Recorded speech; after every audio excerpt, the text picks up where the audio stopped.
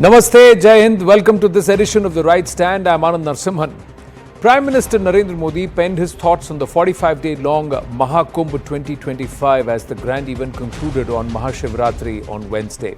The Prime Minister said, no other comparison, no other example of such a huge event right across the world. Crores of people gathered in large numbers right on a riverbank. People set out for the Mahakumbh and got blessed by taking a dip at the holy Sangam. I can't forget those pictures. I can't forget those faces full of immense joy and satisfaction after that bath.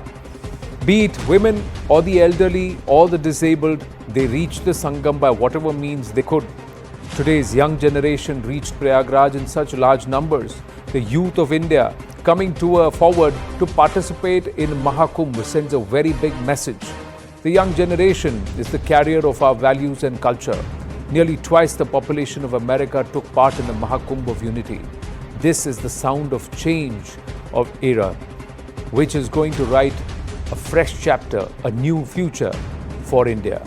All united for a Mahayagya in the Mahakumbh of Unity. This unforgettable scene of one India became a grand festival of self-confidence.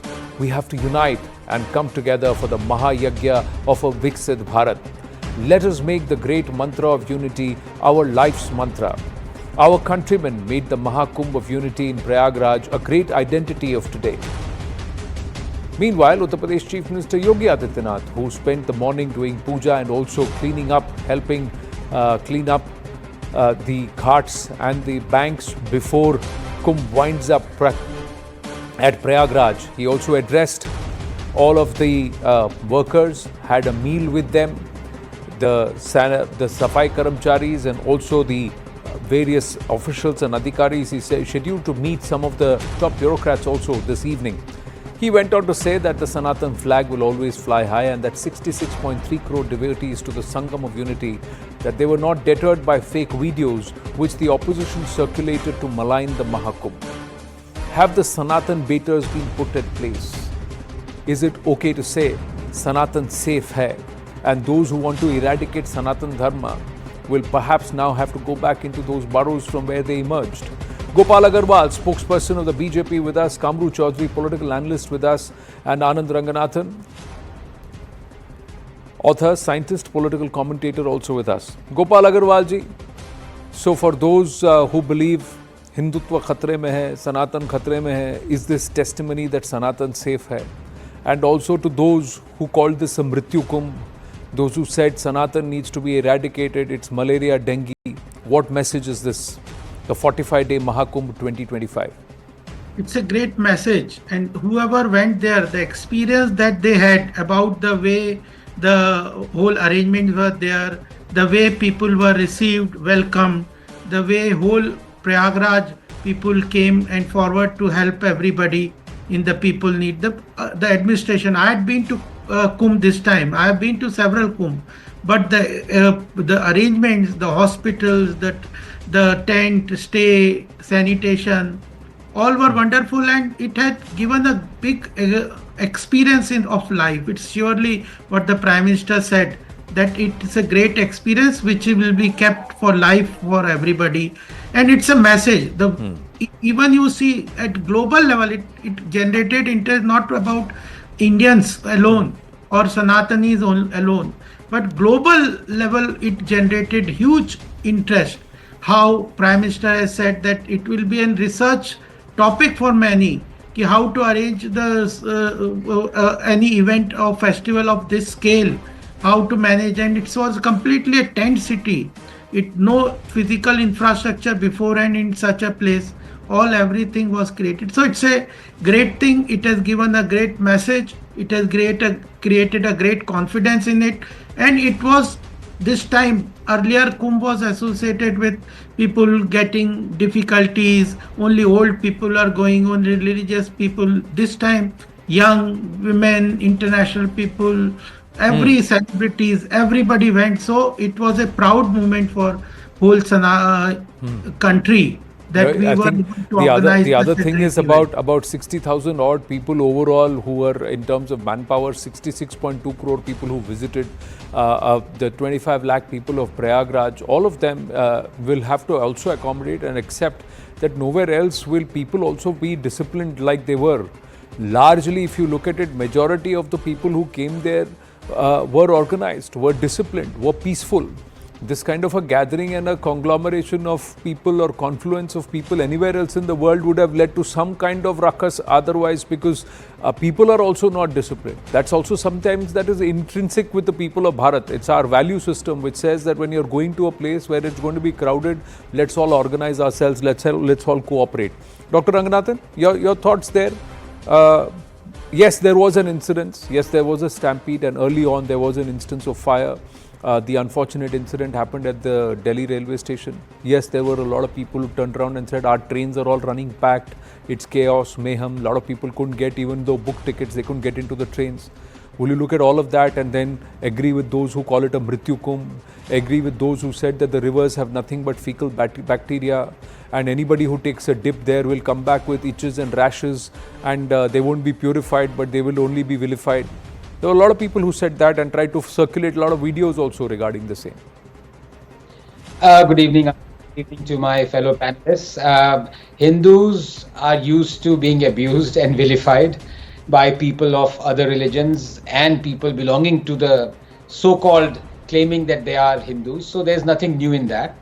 As far as the Kumbh has gone, I would like to really congratulate Yogi Adityanath and his entire team. The 45 days have been historic.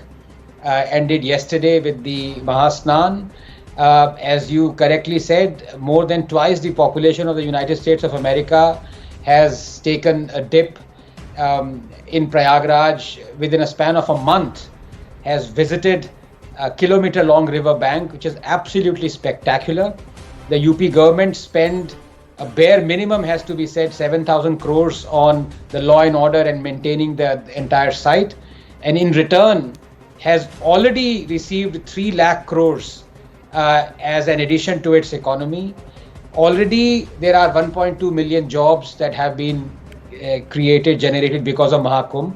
So it's been a spectacular success, and of course whatever the Prime Minister has said is absolutely right. So I would like to ignore all those who've been vilifying and abusing the organizers as well as the Mahakumbh in general, calling it Mrityu Kumbh and so on and so forth. But can I also end by saying that politicians should maybe take a lesson from this. There is this undying faith of millions, a billion, half a billion have visited it. Let us not belittle that by glorifying something that needs to be glorified and yet continuing with the discrimination that those billions face. I say it with a very heavy heart. It's all very well for the Prime Minister to say to Lord Kumbh, and of course he should, everyone should. But the fact is, if there is a community, a billion-strong community in this country that faces rampant constitutional, legal, social, educational discrimination, it is the Hindus. What is this government doing in that direction is something that I am more interested in than the abuses that the Hindus get day and night. Gopal Agarwal, quick response before I go to Kamru Chaudhary. No, I think especially the last part that's aimed at the ruling disposition. Yeah. No, the thing is, there has been a history of abuse of Hindus all around. And after the regime change in 1947, India unfortunately had a group of governance which in itself was taking pride in abusing Hindus and not working for their benefit and their pride.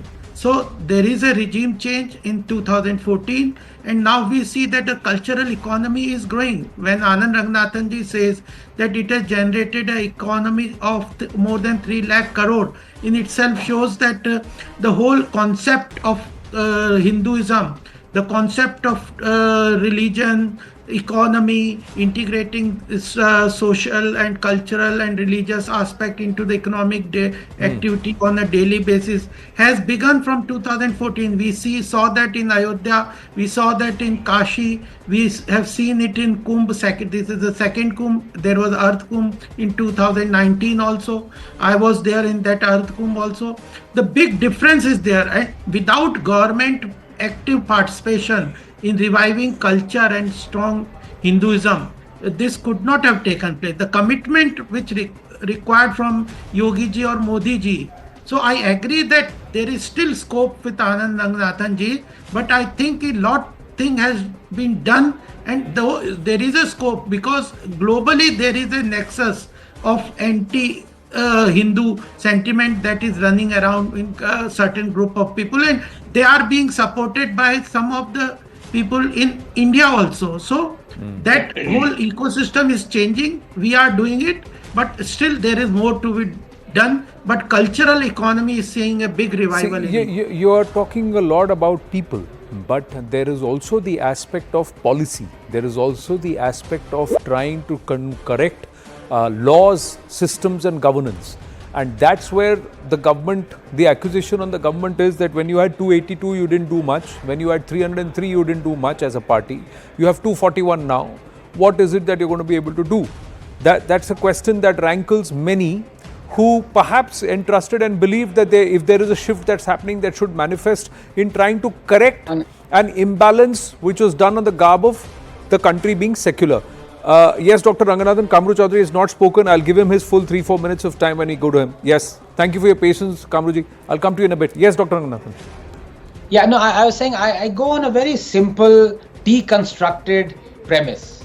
And Anand, in fact, let me be rhetorical and ask you, indulge you in a little bit of this literary flourish, if I can call it that. You know, if somebody professes the Jewish faith, would you say that yes, he is truly professing a Jewish faith, he's a Jew, if he denies the discrimination meted out to Jews, if he denies the Holocaust? Would you say that? It's a very simple question. Correct. You wouldn't, right? So to all those who say, I am a Hindu, I believe in Hinduism, then how can you withstand or how can you be fine with discrimination? Our temples are not in our control. Our education is not in our control. We are the ones who are obligated to give reservations in education. We are the ones who cannot approach the courts to seek our demolished temples. We are the ones where 7 lakh of us are still not able to go back to our homeland. How can you call yourself a Hindu? At the same time, be absolutely passive or apathetic to these discrimination? That's a simple question. Okay. I'm not saying everybody should answer it, but think about it. Yeah, everybody needs to think, and the fact is that if we still are saying we are stuck in the isms of it, you are a Darwinian atheist, so I will not fault you for that. But the fact is that we are stuck in the isms of it. We still are not calling it Hindutva. Because the whole thing is that it's a way of life and it is supposed to be Hindutva. It's not an ism. So if we are supposed to steer clear of schism, we've not changed that narrative. When I say we, I mean the government of the day, which has got the mandate. That they've not been able to do it. Kamru Chaudhary, your thoughts? People who try to vilify the Kumbh, hope and pray that something big happens so that we can target exact political mileage and perhaps feed the frenzy towards targeting Yogi and Modi. You think they came from the right place? Is that fair to do that? No, Anand, you must understand one thing out here. Kumbh Mela was a spiritual gathering that finished yesterday and is going to come after 12 years and 6 years as the scriptures say. But the point here is that why as a responsible opposition, why were we criticizing the Yogi's failure in organizing a perfect Kumbh or Modi government's failure in overseeing the things out here? We were criticizing the government of the day, both at the center as well as the state. But what you people have been telling out here, that we have been criticizing the Kumbh itself. And in fact, we have been criticizing the Sanatan out here. But today in your debate, only a very interesting point came out from my friend from the BJP. He says that it's all about cultural nationalism. We are reviving the economy towards the cultural nationalism. Here's a 1 or 2 point. No, India is always a spiritual country. There is no doubt about it. 99% of Indians are emotional and spiritual in nature. Whether they may be from any religion, but yes, we are a spiritual country. Correct. And to claim ourselves as the spiritual capital of the world, do you think something's wrong about the entire issue, the way the Kumbh Mela was organized out here? You can suggest that, okay, fine, cultural and religious nationalism means a lot of things to the Hindutva ecosystem, or as general Indians all about. But what's India's strength all about? India's strength is about pluralism. It's not about the supremacist narratives that might undermine the India's image. What we are seeing out here is any criticism towards the organization of the Kumbh. When we criticize Yogi administration that 38 people have lost their life, we were called as vultures, as gids. And when we're looking at the dirt or the uncleanliness in the Kumbh Mela, what were we called? We were called as swor or pigs. Does that befit a chief minister of a democratic country, of a pluralistic country, to even call us names on that lines? Don't you think, Anand, that needs to be condemned first? And most importantly, when I talk about the supremacist narratives or the nationalism based on religion, that I believe is totally anti-constitutional out here. We are spiritual by nature. That does not mean that you can be exclusive in nature, or you can be a supremacist in nature. The Prime Minister is in his rights to go and visit the Kumbh, take a dip, because it's his faith. Then every Bharatiya, irrespective of whatever religion, should practice what you are currently preaching. Then that should not become exceptional, and then that should not become, oh, when it comes to my one faith, then it is exclusive. When it is anybody else's faith and anybody else's way of life, then it should be inclusive. Kamruji, the fundamental, very with due respect, sir, we are having an educated, informed conversation here. Flaws lie everywhere. But the fundamental difference in thinking, sir, is inclusion is always a two-way street, sir. You can't keep one door open and say include here, but one door will be closed because I'll be exclusive there. The moment that happens, there will always be difference and there will never be equanimity and equality. For a long time, certain sections of our country were allowed to practice this inclusive exclusivism or exclusive inclusivism. Now this is where the ism hurts. That's the thing. But you made another point which Gopal Agarwal should respond, and then Anand Ranganathan will also bring in another aspect. Just give me 10 more seconds. I'll finish it off, and then Gopal sir will answer. You know what comes, a very very important debate point that has come up today, and I needed to point it out. You know, we praise Yogi, you praise Modi. That's okay. From my opposition viewpoint, I will criticize them. That's also a good point. But the point here is that the way everything is being projected out of this Kumbh or Ram Mandir inauguration or Prime Minister visiting the Baba's ashram in Madhya Pradesh or in South India, visiting Amit Shah, visiting there.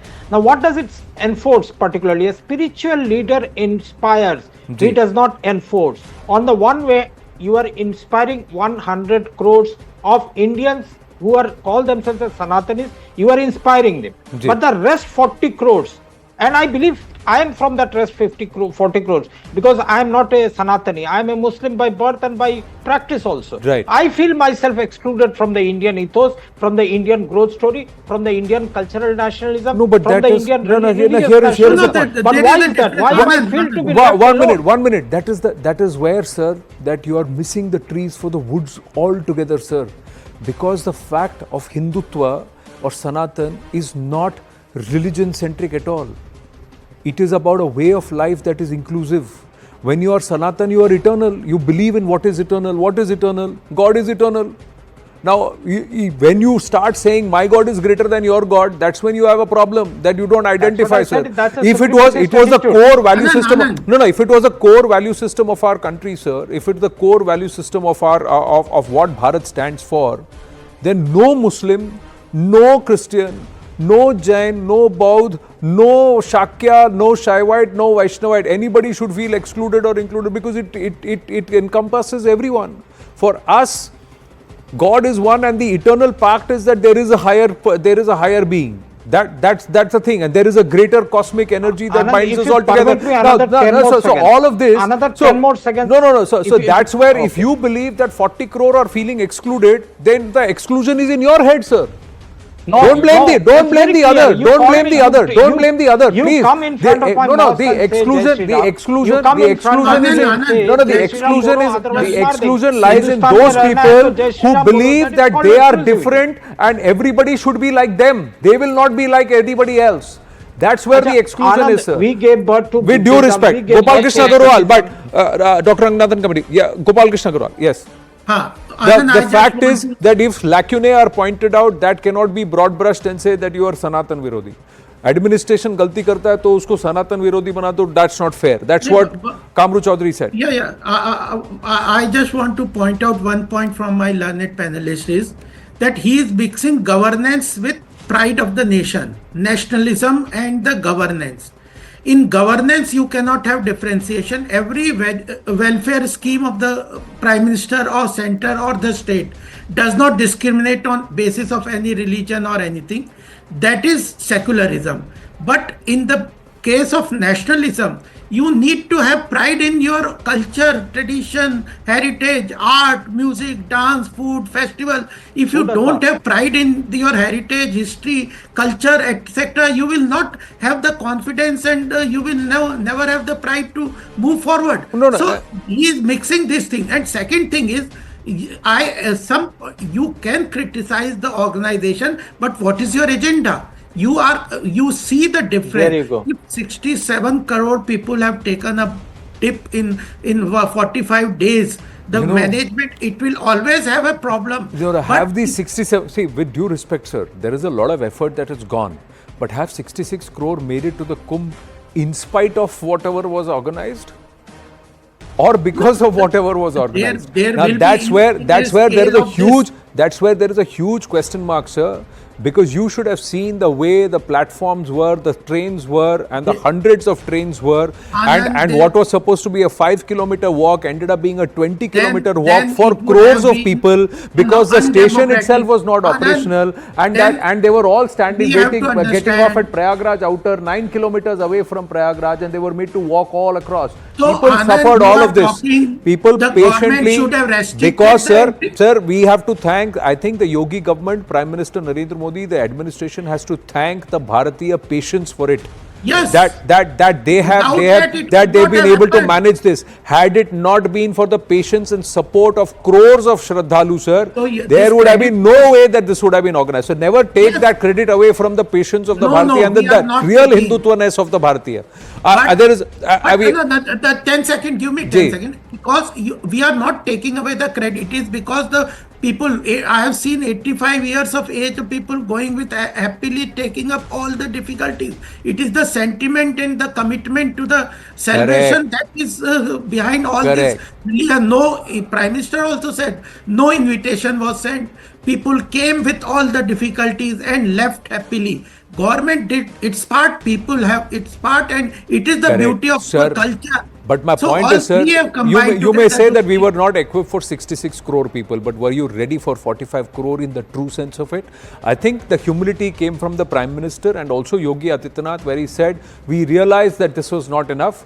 We have allocated more funds for Prayagraj to build more bridges, to ease the traffic, and we will do much Sure. better. I think that's the humility which is important, with the Prime Minister saying, I apologize, मैं क्षमा प्रार्थी हूँ if we caused you inconvenience. I think that humility is Hindutva, Yes. sir. That's what we should This is the beauty of appreciate. the Hinduism. No, sir, I think you should drop the ism. At least you as government, you should drop Hinduism as a word. You have not been able to do it in the last 11 cannot years. deny Then that how fact. are you going to change the narrative, sir? That's what I'm trying to What say. is there to change? Sir, We there have is to nothing change called the Hinduism, narrative sir. of- Frankly, sir, of that's what. That's how. Hindu-secularism. With due respect, Anand, Gopal we have Krishna to Agarwal change ji, the आप narrative पढ़े of लिखे हैं. Hindu-secularism. मैं उतना पढ़ा लिखा नहीं हूँ, but I would like to say you would understand that there is no word called Hinduism. There is either Hindu or Hindutva. There is no word called Hinduism, and we are still parroting that. No, You as government no, are Anand, parroting that. Hindutva- Your Hindutva education was minister said, I have not changed was textbooks. invented I have by not changed Savarkar and anything. most So Indians do not how are accept. things going to change I'm is not our question that trying Dr. to Ranganathan, please. Dr. Ranganathan has not been able to speak. I have to bring in another aspect. We've been talking, I have limited time, but this aspect of Karnataka Deputy Chief Minister D.K. Shivkumar going for the Shivratri celebrations at Isha. and sitting next to Sadhguru and Home Minister Amit Shah and the other leaders. It's caused a huge furor. The Congress is up at arms. Everybody is up at arms. DK Shivkumar, how can he go there and how can he sit on a platform where perhaps Mr. Rahul Gandhi has also been criticized directly or indirectly? How can he sit there? How can he become a Shiv Bhakt? Albeit a Janeudhari and a Shiv Why he Bhakt, cannot- somebody else. So that there is a huge argument about that. So I just want to bring that this Sanatan Virod, somewhere is it that I have to oppose it. Dr. Ranganathan. You said it, Anand. Look, Mr. DK Shivkumar made the cardinal fatal mistake of praising Hinduism. Look, forget praising Hinduism. The fact is, you cannot be in the Congress if you do not consciously or subconsciously undermine Hinduism. That's the crux. Unless we understand the Congress's psyche, we are going nowhere. Congress has always employed, Anand, a two-pronged strategy to undermine Hinduism. Please give me a couple of minutes. Number one, self-loathing. This involves forgetting crimes and atrocities committed against Hindus, both contemporary as well as historical. So everything from the Kashmiri Hindu genocide to the Mughal genocides to what the Moplas or the Razakars did becomes suddenly mythical and fake.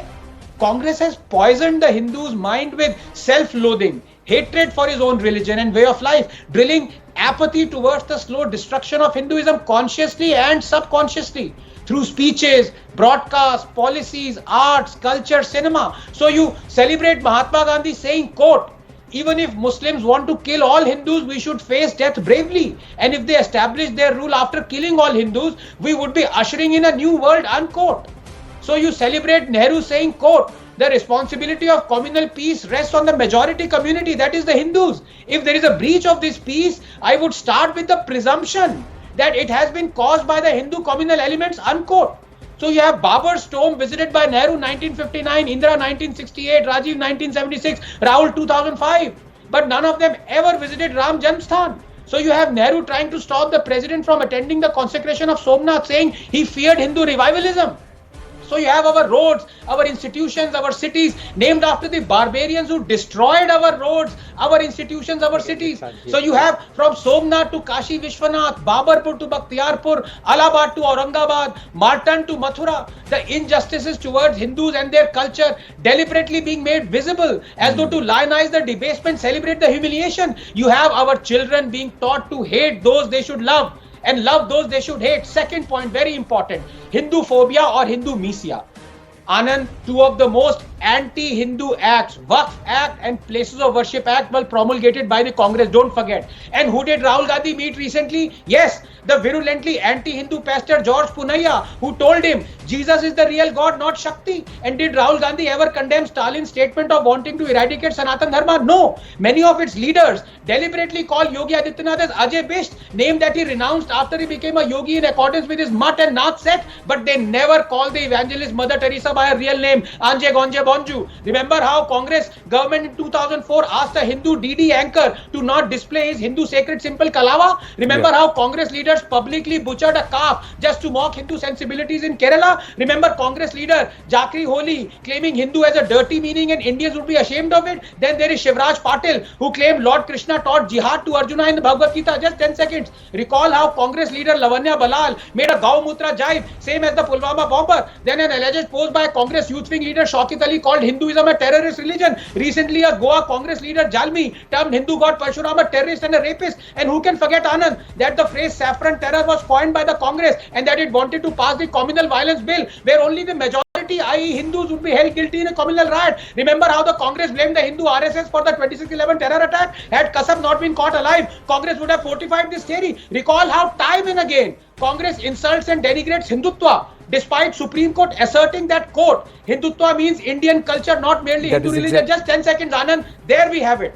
Congress ke do anmol ratan, self-loathing and Hindu phobia. And if you do not follow them, you become cake like DK Shivkumar. No, but that's not the case. Rahul Gandhi Anand, himself... Anand, No, one minute. I just want to One tell- minute. Rahul Gandhi himself is a Janeudhari Shiv Bhakt. So for DK Shivkumar to attend Shivratri celebrations, why should anybody be up at arms, criticism or otherwise? So you'd keep politics and spiritualism separate, you know, they should be appreciated, Anand, saying that the Congress is for as much for cultural pluralism than anybody else. This should have been the perfect option for the Congress to turn around and say, who says that we are into appeasement politics and we shun the Hindu way of life or Hindus and Hindutva. Yes, Gopal Agarwal ji.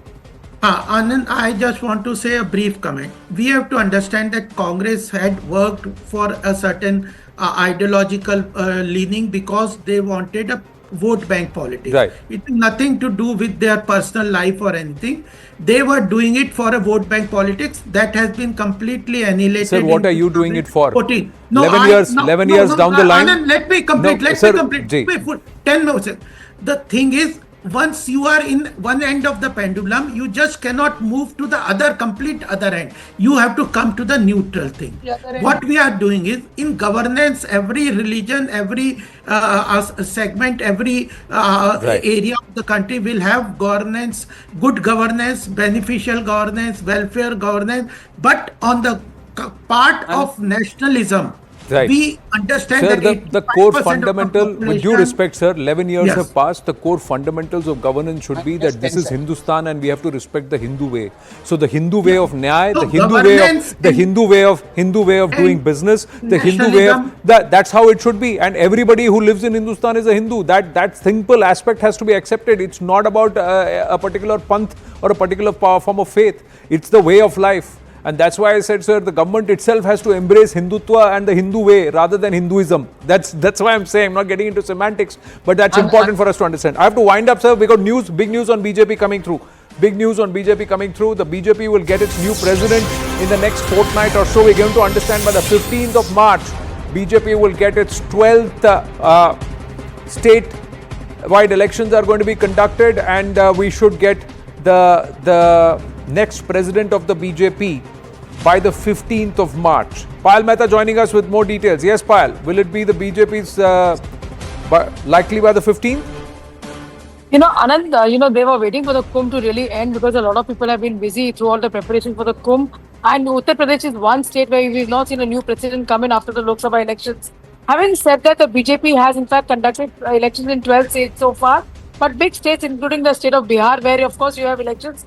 At the end of the year, you can expect the same president, Mr. Jaiswal, to continue, and you can expect some other states like Gujarat, Madhya Pradesh, etc., to also get their president. Because once 50% of the president of the states are elected, then the electoral process follows, and we're given to understand the party is looking to, in fact, get a new president by 15th of March. 14th of March is Holi, and after that, the inauspicious period steps in as well. So the party top brass has been able to tell us that there is a lot of work which is happening behind the scenes, but who will it be? That remains $1 million question. Do I know? I'm sure you don't know. And it's only the top 2 or 3 people who would know, and I'm sure Mr. Nadda would also well, Payal Mehta, if you're telling us that, if you're telling us first that by the 15th we will know who the new president will be, I'm very confident that you will be the first to know who could be the next national BJP president. Thank you very much for your inputs. Good to see you and good to hear from you as always. We're going to take a short break. When we come back, we turn the attention to a big story. It's an exclusive news break here, and something that we need to pay attention to as a nation. Grooming gangs, not just in the UK, in Bharat too. Stay with us.